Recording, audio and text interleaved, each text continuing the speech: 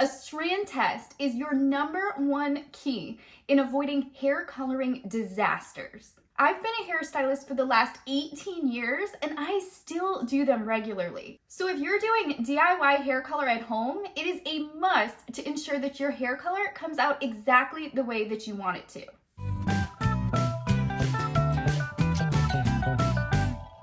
So a strand test is where you take a small section of hair, usually in the back or underneath, and test out the color formula that you're going to use. You'll do this to test out different shades to get it exactly how you want it, as well as seeing what colors are going to look good with your skin tone. Now you also may need to test out different developer strengths to find out what you're going to need to get you to your goal. And it's also helpful for checking at how the color is going to fade out of your hair. Because it's one thing if you get the color exactly how you want it, but it's another if it fades terribly after 3 washes or is impossible to get out.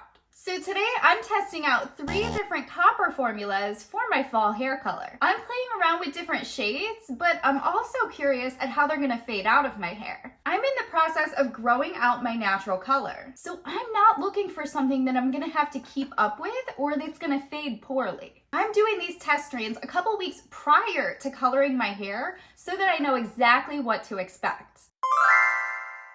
Okay, so since I'm testing out 3 different formulas, I'm using 3 different types of bowls so that I don't get them mixed up. I'm also going to use 3 different types of brushes. This just helps you keep things organized in your mind so that you're not getting confused and you know that you're not grabbing the same bowl. So when you're doing a strand test, I highly recommend mixing your color in grams, not ounces. And this is because you can mix up a much smaller amount. Since hair color oxidizes once it's mixed with a developer, you can't reuse that color. So you would just be wasting any color that you don't use. So we're only gonna mix up about 5 grams in total here because we need such a small amount just for one small tiny section. So I highly recommend getting a color scale, or kitchen scales work great as well.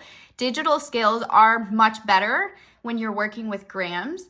So get any kind of a scale that you can measure in grams.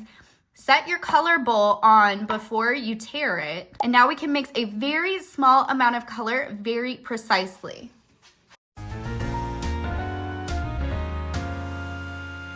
Alrighty, so ideally you will want to do your strand test in the back of your head so that you don't have just like a chunk of random color throughout your hair. But for me, I'm actually gonna do a few of mine up towards the top. And the reason for this is because I want to see how the color looks against my natural grays that are coming in. Because my natural color is already very ashy and I have like 15% gray, I'm a little concerned at how copper is going to look next to that or growing out with that. So I really want to test this against where my grays are so I can see exactly what it's going to look like. And I don't have very many grays at all back here. So I'm gonna do the test on a side. I'm gonna part my hair deeply to the side and do it on the side where I can test it against some grays, and then I can just part my hair the other direction to kind of hide and blend that chunk of hair that's gonna be a different color for a couple weeks. All right, so we're gonna start off with the first one. And again, there's really not a lot of color in here. Most of it's all in my brush right now. There's really a small amount, but that's all we need, trust me. Okay, and I'm gonna take a chunk of hair. You wanna make sure you grab enough so that you're gonna be able to see the color well, but you don't wanna grab too much so that you're gonna have an odd chunk in your hair, if you're worried about it. Personally, me, I don't really care. So we're gonna take a chunk about this size. I have some of my low light in here as well as some of my highlight. I did a reverse balayage a couple weeks ago, so I have some darker panels running through. I'm gonna color both of those pieces, and that's gonna give me a really good idea at what the color is gonna come out like on all of my hair. So you're gonna use a foil, and you're just gonna paint the color right on over. Now I know you might be thinking, what are you talking about, copper? That color looks super gray. So the color that your color oxidizes is not going to be the final color. Many times copper colors oxidize purple, and neutral or natural colors oxidize green. So just because a color is oxidizing a certain color or looks a certain color in your bowl does not mean that that's the color your hair is gonna turn. So don't let that freak you out. Okay, so this is essentially like a highlight. We're gonna just fold this right up and move on to the next one. And to make it easy to not get them mixed up, I'm actually gonna go pretty deep to the other side. And yes, I'm gonna have chunks on two sides of my head at the top. And this also allows me to see how it looks against my grays. Now, when you put your foil in, a little tip is to hold the hair up, and that allows you to get really close to the scalp. You just wanna make sure you're saturating really well. If not, your color is gonna come out blotchy.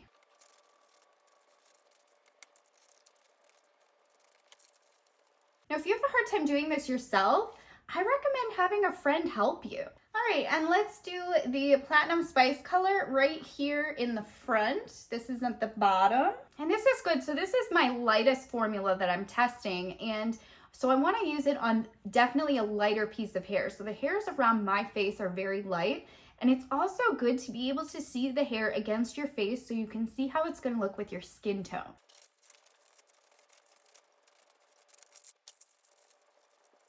Okay, and I'm gonna do the last one in the same spot on the other side. All right, so I'm gonna let all of these process for about 20 minutes. Now, depending on what you're doing, you may need to let yours process for longer. If you're doing a permanent color, you'll likely wanna process for 30 to 45 minutes. You may even be doing a double process test, testing either lifting with high lift or bleach and then planning on toning afterwards. That would be a double process. It's the same thing for your strand test. Now, let me tell you why I'm rinsing this in the sink rather than in the shower. Since the majority of my hair is blonde and these are copper colors that I'm using here, the copper would likely bleed into my blonde hair, meaning my blonde would pick up some red hues to it. And not only is this not what I want right now, but it would make it hard for me to actually see the individual pieces and be able to really get a good idea what this strand test produced. So I am rinsing, shampooing, and conditioning each piece separately on its own, and then we can dry it and see the results. Now, the first one we're gonna look at here is the one by my face. This was the lightest color. This is the Platinum Spice. I don't love it next to my skin. I think I look a little bit washed out with this color. I definitely don't think that I want my whole head being this shade because to me, it kind of looks like unintentionally brassy blonde, and we don't want that. All right, moving on. And this next one we're gonna look at, this is the Everlasting Pink with the 746. This is definitely more of a blush or a rose tone. I don't hate this against my skin tone. I think it makes my blue eyes pop really well without washing my skin out like this copper does. But I am curious to see how this one grows out because this one is likely a little bit more of a high maintenance color because it is pretty different than my natural ashy tone. All right, now moving on. And this one is the 6.34, 10.13, and 7.64. And this one's definitely a little more orangey of a copper. I don't love it against my skin as much as I like the pink undertones, but I don't hate it as much as I hate this light copper color. Now, my main concern with this one, with it being a more orange or copper undertone or base, is that it's going to fade and be more like this one. All right, now this next one that we're gonna look at is the 746, 7SM, and Violet Booster. This one is more of a cool copper, or I would honestly consider it more of a mahogany color. I am very curious at how this is going to fade as well as grow out and being against the grays. I think the fact that it's a little bit more of a cool copper helps with the coolness in my natural tone. So this one may actually be the winner. But frankly, I think that these colors actually go pretty well together because they contrast really well. This to me is like a really fun Halloween color, especially leaving the blonde in there. I honestly love these three tones together. Now, I would love it if you would leave me a comment and let me know which one you like the best. All right, guys, I hope this was super helpful for you in learning how important a strand test is, as well as how to do it. Leave me any questions that you have in the comment section, and make sure you subscribe if you want to make every day a good hair day.